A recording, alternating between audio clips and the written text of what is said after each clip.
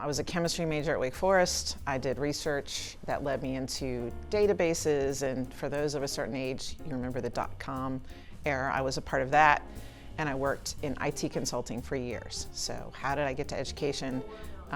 After that .com thing, I started having children, and I started traveling with my church, and we traveled to Nicaragua. We have a partnership with a community in the mountains of Nicaragua, and to them, education is the single most important change agent in their entire community, and they have invested every resource that they have there, and they don't have nearly the resources we have. And just watching that, I was like, it really was kind of an aha, not a moment, but an era.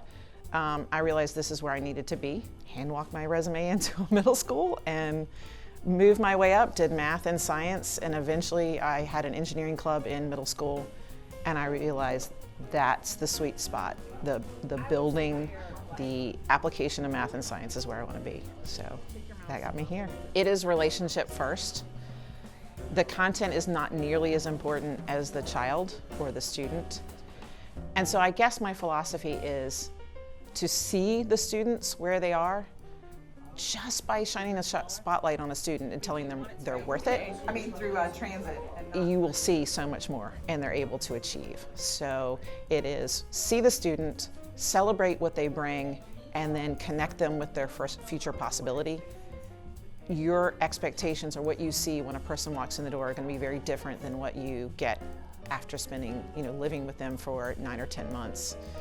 So my biggest lesson is to continue to not make assumptions.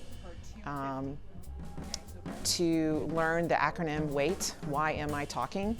It is the most challenging, most rewarding thing I've ever done in my life. And it does take a special thing to be a teacher, but I think a lot of people could tap into it. I leave my workday with more energy than I started. And I don't know that there are many jobs that you can say that.